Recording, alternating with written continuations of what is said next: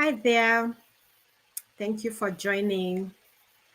Let's attack the subject of loneliness today in caring for the elderly.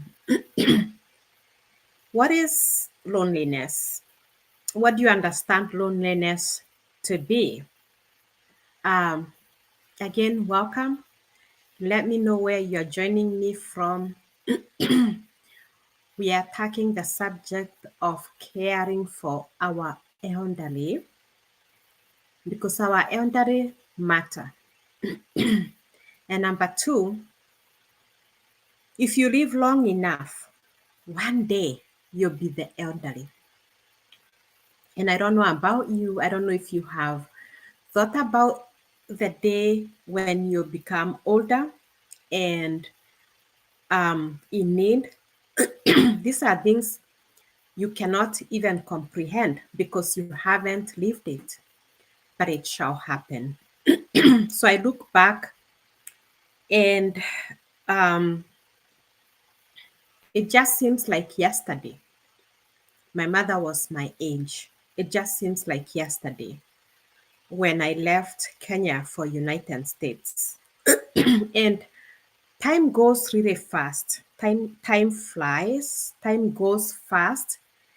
Um, I look at my kids today and I can remember being their age. And it just seems like yesterday. But I look at them today and I think, where did time go? Here I am with grown children who are doing their things and just living their life. So, um, so it shall be. We have our elderly with us today, and before we know it, we will be the elderly. So join me in this subject of loneliness. Again, share this video. This is important.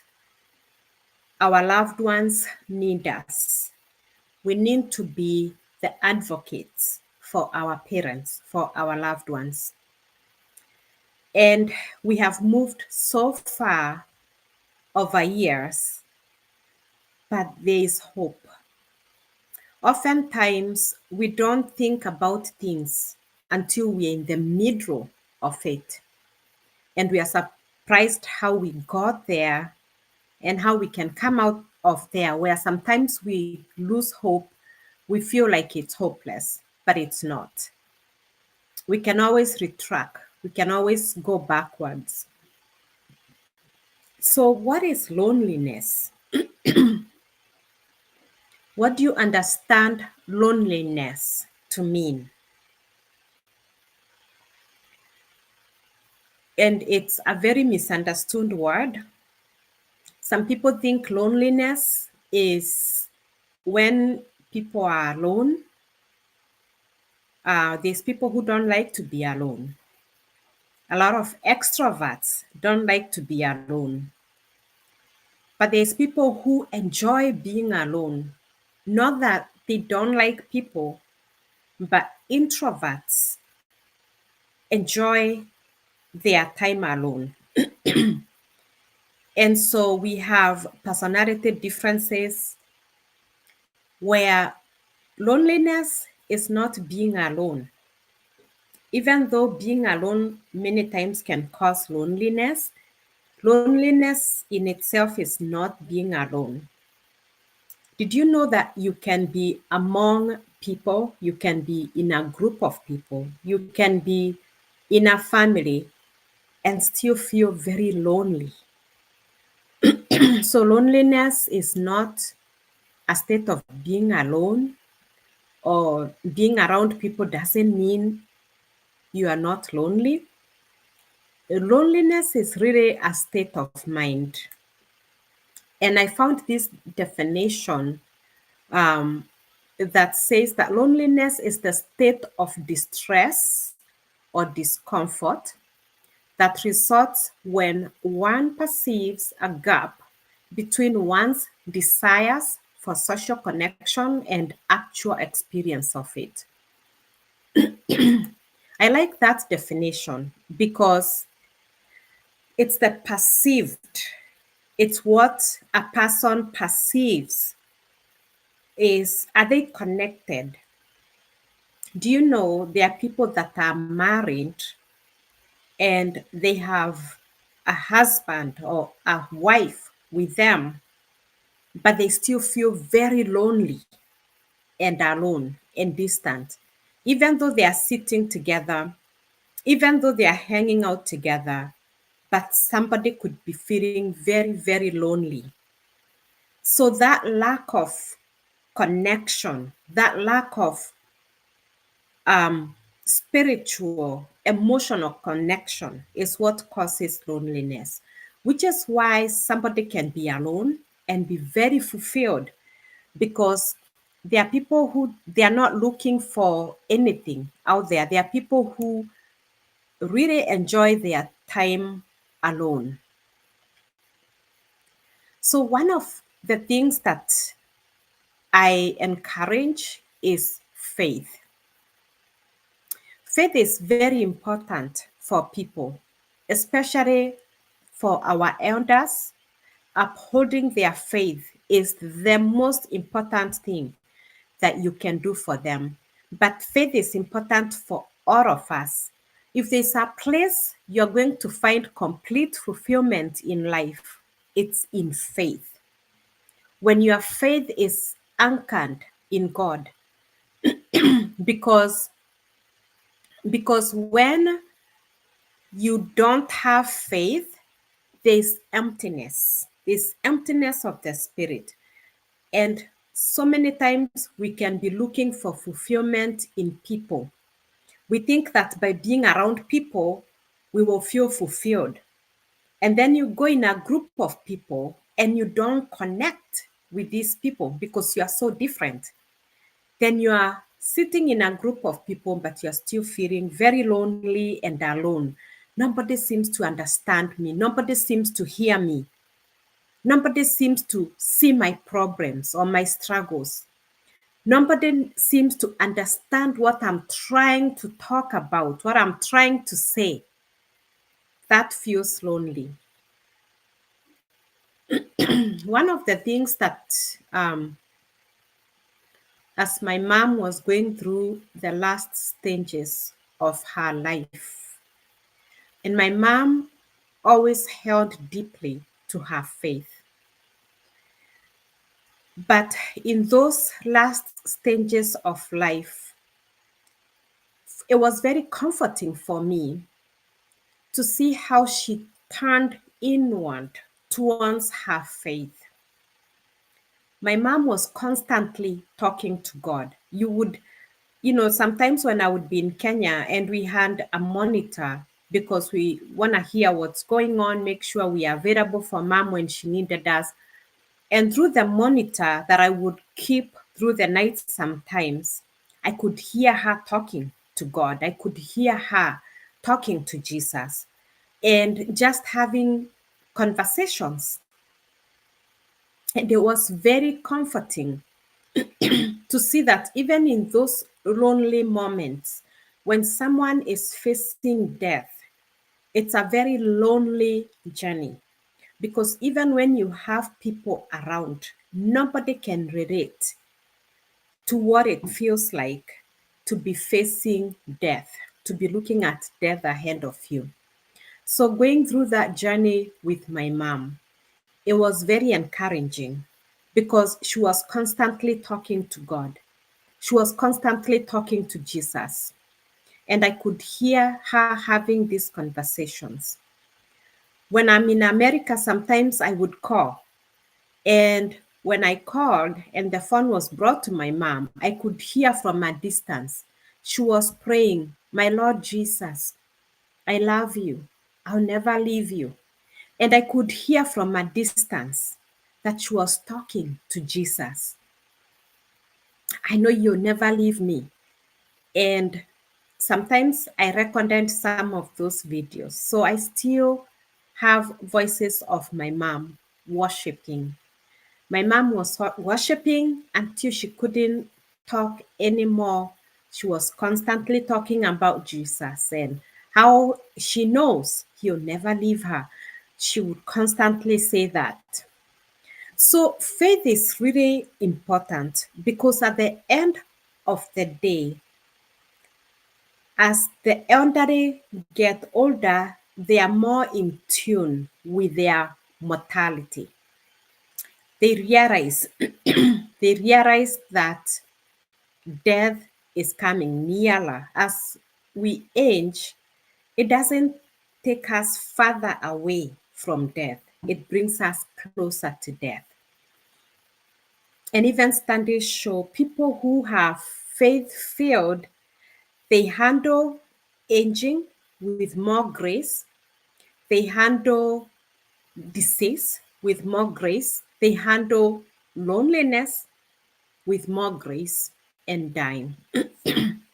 So, one of the things that impact the elderly the most is loneliness. Why is loneliness so prevalent among our elderly parents, our elderly grandparents? The elderly are changing, and the more compassionate we can be, being intentional about our compassion, the better for our loved ones. So, one, somebody who has lived for 70, 80 years, they have seen a lot in life. And 30-year-olds and 40-year-olds and 20-year-olds cannot relate to somebody who is 70, 80, 90 years old. Completely different life experiences. The other thing is the elderly, the body starts to physically become more frail. They are more aware of their mortality. They are less able to leave their home. They are less able to leave their home like they used to. Sometimes they are not able to get to church like they used to. And sometimes people get so busy that they forget the elderly are not refusing to get out and go to church. They are not able to be able to walk those distances anymore. So, as family members, we can be more involved. We can be the eyes for our elderly. It's been amazing to see people dying in their home, the elderly dying in their home and being dead for a week without anyone knowing that somebody died. It's a difficult lifestyle that we have adopted to. And our loved ones are alone. The elderly, we think, oh, they're just living their life. But the elderly, they long for company. They long to see children playing around. Um, my dad loves children. It's like whenever he sees children, you can see excitement rise within him. He starts to clap. He starts to approach them. He just wants to play with those little children.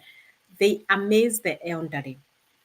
So if you are living in another town, maybe you work somewhere else, just making that habit of visiting your loved one on a regular basis, bringing those little ones to run around the home, it really boosts the energy of the elderly. It gives them something to live for and to be excited about. And then they are not feeling very lonely. Sometimes, if you can accommodate them in your home, one of the things my mom would always say, ah, Daniel, where is you? What difference can it make to your budget? Adding one more plate of food, what difference can it make to your budget? Not very much. So sometimes that compassion, yes, Is it going to change your life? It will change your life. It will change your life. It's a sacrifice, but it's sacrifices that are necessary. So I'm a big advocate for caring for our elderly. I'm a big advocate because they need us. Our elderly parents need us. That's a fact. And sometimes they won't tell us. My mom was very good at covering up their needs. They don't want to bother us. They don't want to burden us. And so sometimes they don't even tell us their heart breaks. They don't tell us how lonely they are, but they are. So it's up to us to watch out for them. Watch out for them. What are their needs? When my dad moved in with us, he did not look good. Now he had been through a lot because my mom was sick for a long time. My dad with forgetfulness, other related complications. He had dealt with a lot for a long time. And honestly, last year, January, when we brought my dad here, we thought that he was going to be living for 2 months and then want to go back to his home. Sometimes the elderly just want to stay in their home. I remember trying to really persuade my mom to come here, and she completely, in her older years, she completely refused. She was constantly thinking, what about our home? What's going to happen to our home? What's going to happen to this and that? And sometimes they just love their home environment. So even supporting that while they're in their home, making sure they are not alone, finding someone to be with them to make sure they are not alone, somebody who is watching out and reporting they are not eating. Sometimes when the elderly are left alone, their cognitive function drops drastically. Why is that? When people don't have somebody to talk to, they wake up in the morning, they sit there the whole day, they are by themselves. It does decrease the cognitive function because you use it or you lose it. So if they are not constantly engaging and thinking, like when you are talking with people, you are constantly thinking, what am I going to say to this person? So anyway, what I was saying is my dad was very lonely, especially the last few months of my mom's decline. And nobody really took time to understand how lonely my father was. And I remember he could wake up and go sit in the gazebo and he would just sleep. There was a lot of disturbance in his life. So, January last year, I was looking at my dad and I was wondering, is he going to survive past 6 months? Because my dad did not look good. He did not look good. And then being in a family setting where there's stimulation, there's the brain stimulation. He's watching grandkids move from here, go here, playing, the laughter, the talking around him. He's asking questions. And it was amazing to see the 6 months that I wondered, is he going to survive another 6 months after my mom's death? I didn't know what to think. I honestly did not know what to think. But to see that engagement, that social engagement, where he is not alone, he is constantly around people, and how that laid him up, and even with tough diagnosis that he has had, it has been amazing to see how he has laid up. how he has grown stronger. And it's now I look at my dad and I think unless something goes wrong, I think we are gonna be with dad for a while. That's how drastic that social, that paying of attention can make such a huge difference to the elderly, where they are not feeling alone. They are not, and even though we don't understand dad to a great extent, there are days he still says, I'm lonely. There are days he says that, regardless of us being in the house all the time and we are talking. There are days he'll say, I'm like, Papa, why are you so quiet? Oh, I'm just lonely, he'll say. So there's that disconnect where we don't fully understand dad, even though he's around us. But he was so happy with my mom. They could just wake up and sit and talk to each other, whatever they were talking, or they would just sit next to each other. They were always sitting together. Like you could go and find they were always sitting together until the last maybe 2 months of my mom's life. Their life was these inseparable people that they just would wake up, they would sit together, they did things together, they were always around each other and they knew each other really well.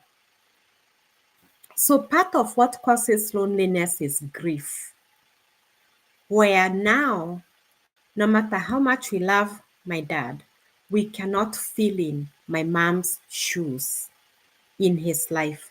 That was 62 years of life together, 62 years. No one can fill those shoes for my dad as much as we love him. He misses his wife. He feels that sometimes we don't understand him, and he expresses that. So, so even encouraging them, when our parents encourage how they are feeling, don't take it personal. They are not saying that you're not doing enough. Just know there are places that you can never understand. There are places you can never reach in their world. There are things that don't make sense. My mom knew my dad so well.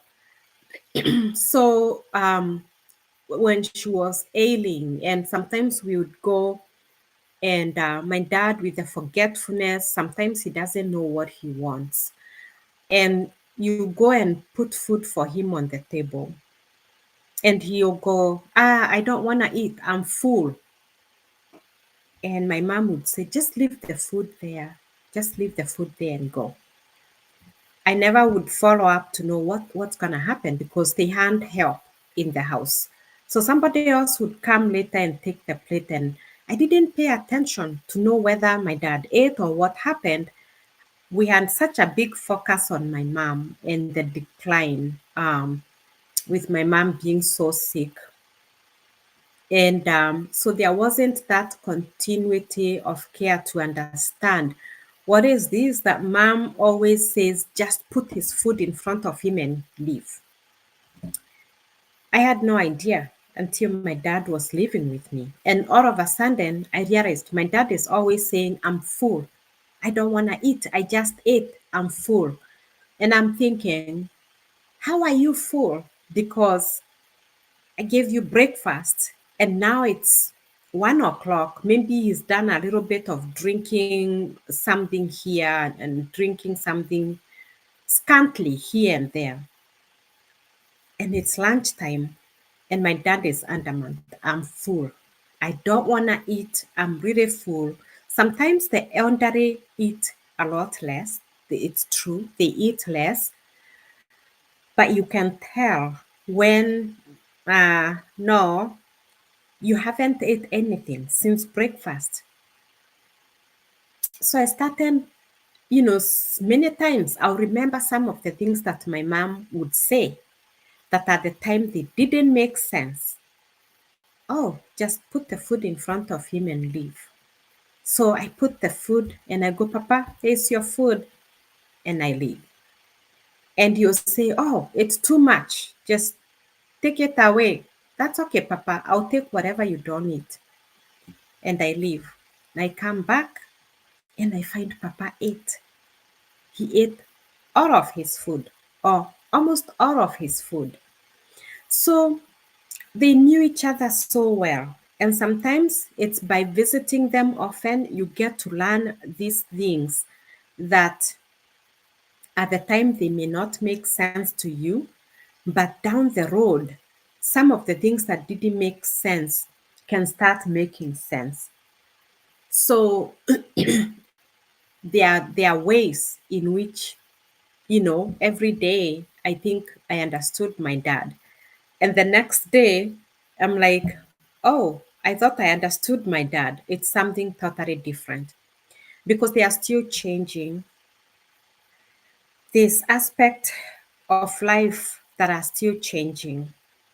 But loneliness is very sad. It can lead to depression where the elderly are feeling so lonely. They are feeling misunderstood.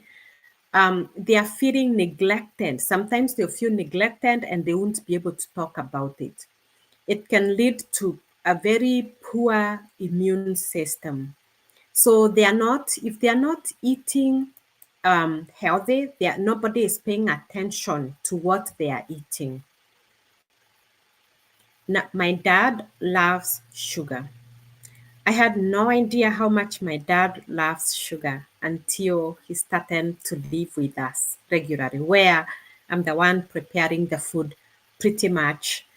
I'm the one giving him food pretty much. Until then, I came to realize my dad loves sugar. He could eat sugar. I mean, sometimes I found him with a honey jar and he's just pouring in a spoon, eating. I did not know my dad loves sugar so much. So if he was left alone, my dad could eat bread and anything sugary. And that's it, left alone. So trying to care for my father, I make sure that I give him his vitamins, that I give him his protein first. I actually will put, if it's breakfast, I'll first put his egg on the table and wait until he's done eating the egg or whatever protein that I'm serving.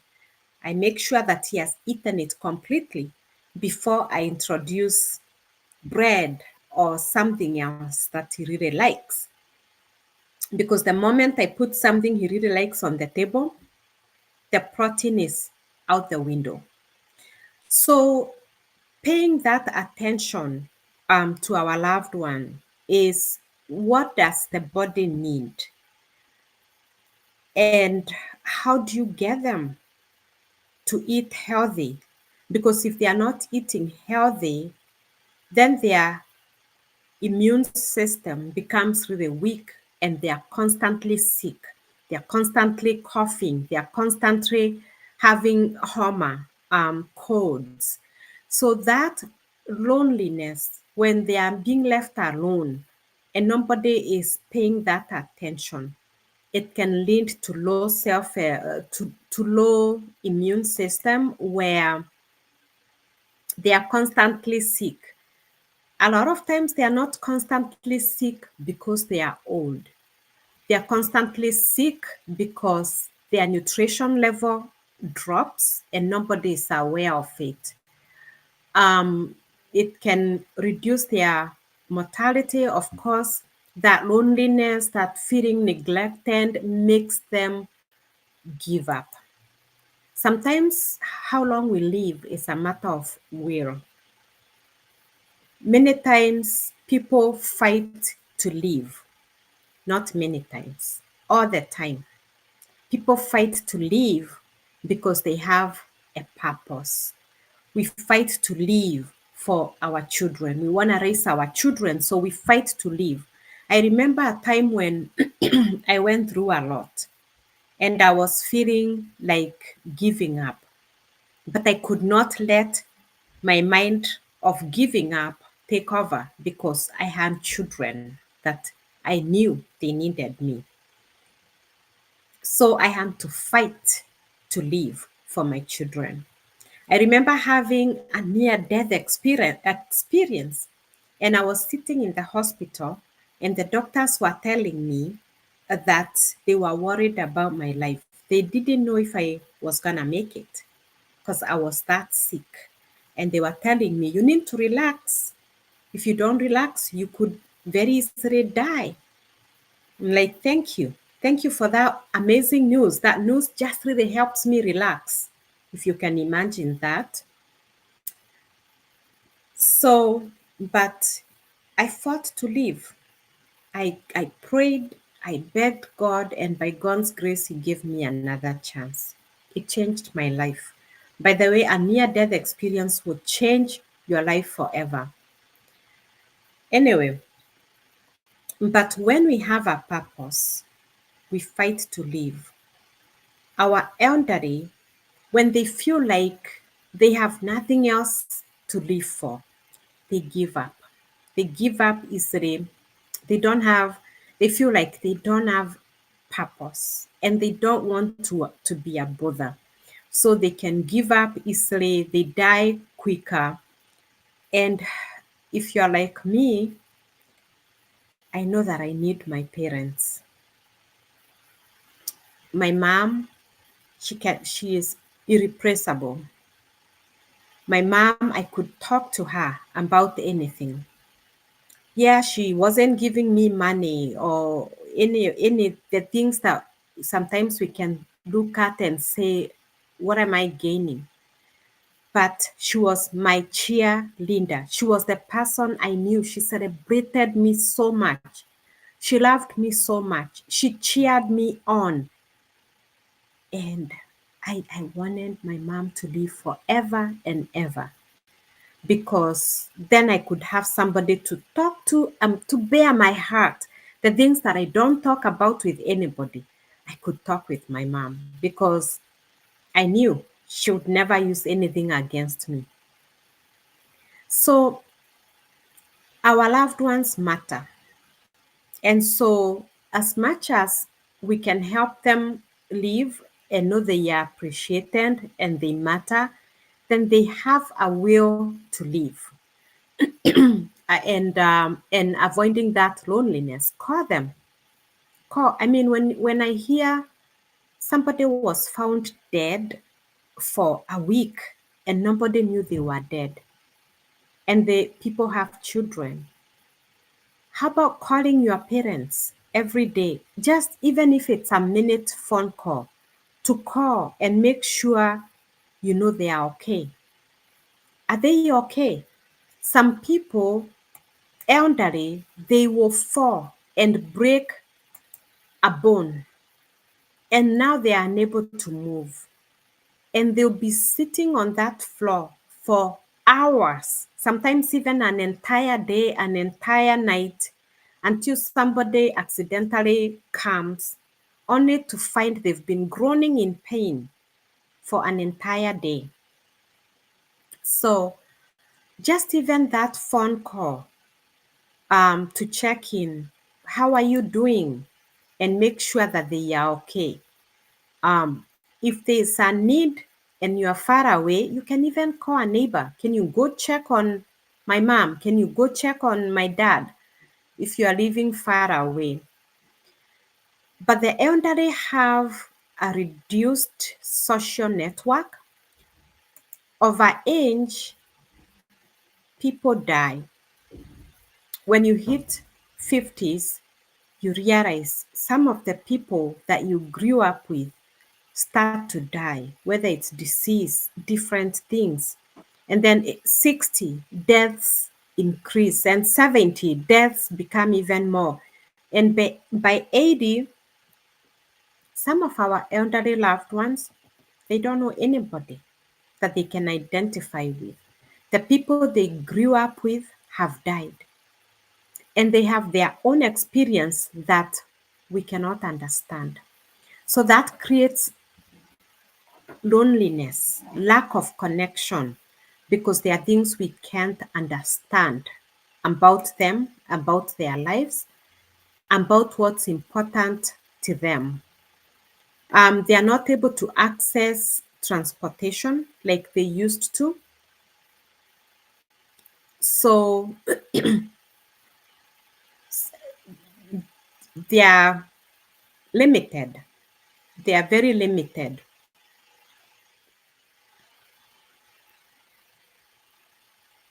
Um, lack of activity. Lack of activity. If they don't have transportation, they'll be less involved within the community. So, and that only weekends. Again, if you're not walking every day, even yourself, you notice, if you're not exercising, your body becomes weaker. And you walk a little bit, you feel very tired or very winded. That's that also happens with the elderly. The less active they are, the more frail their bodies become.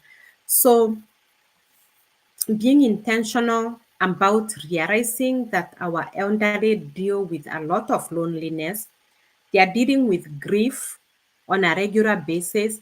Sometimes I have heard my dad say, "What happened to so and so?" He remembers people that he would hang out with in his younger days. And he'll ask, "What happened to so and so?" "Oh, what happened?" Some of the people have died. And I say, "Papa, that person died," or this. And it's like, "Oh, they did."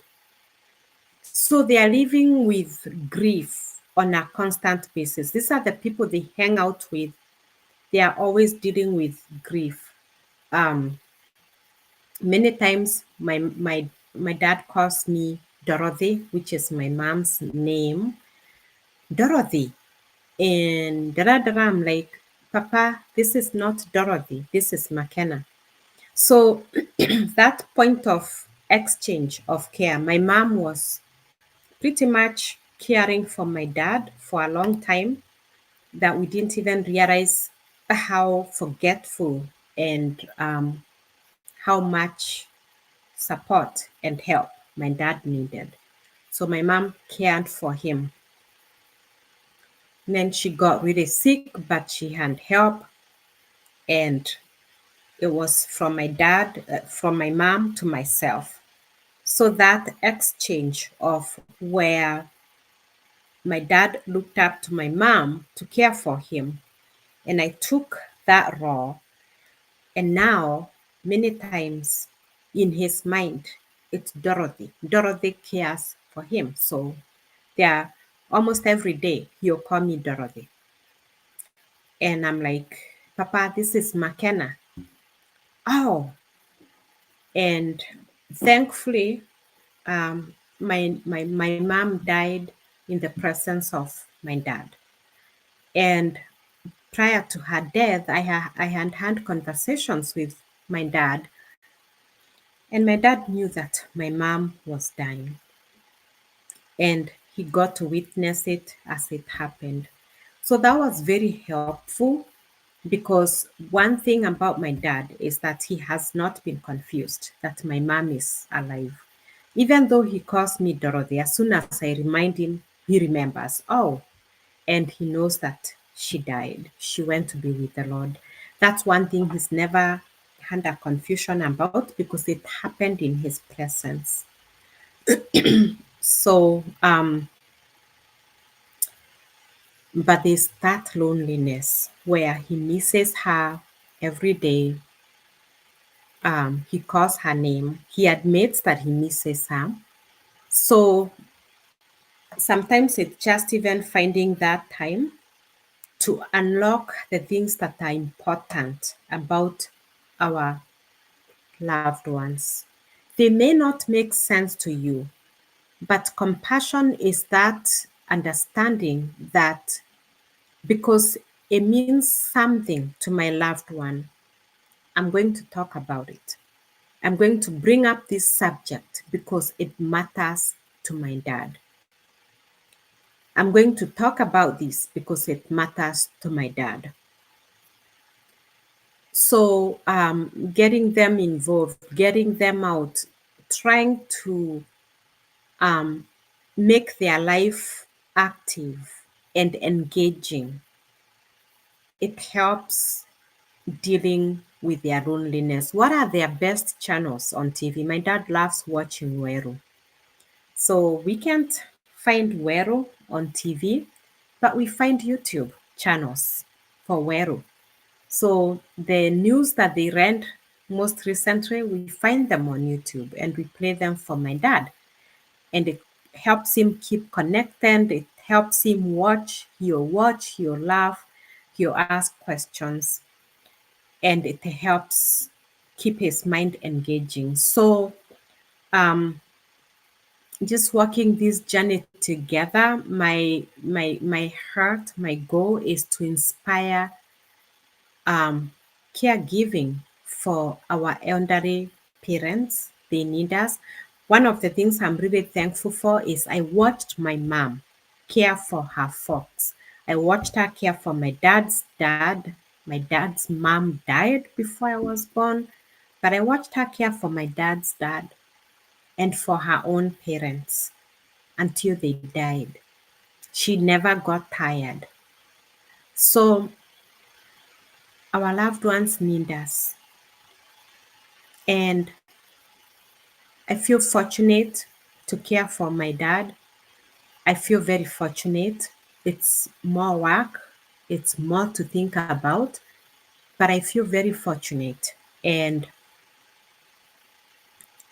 one of the reasons that I'm talking about it, where I'm caring for my dad, is because you can't say that I'm talking about something because I don't understand.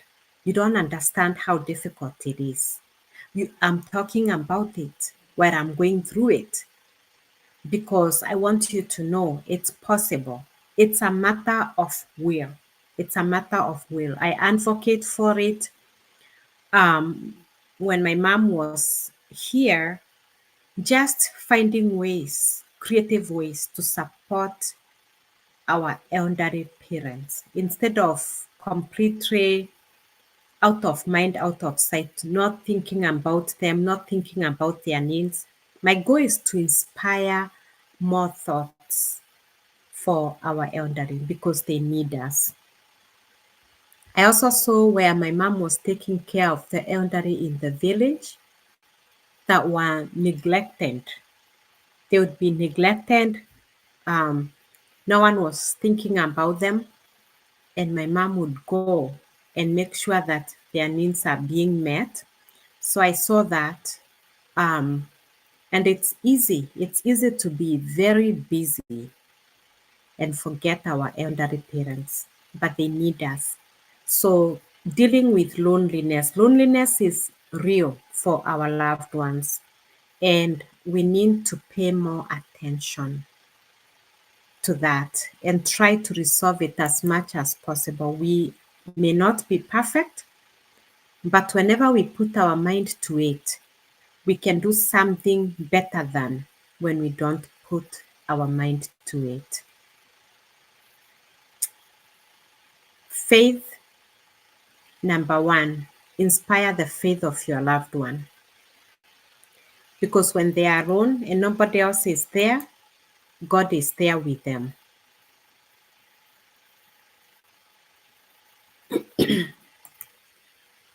So thank you for joining and God bless. Loneliness is real for our loved ones, just as real as it is for many people. Loneliness is a huge problem today, but we can tackle it.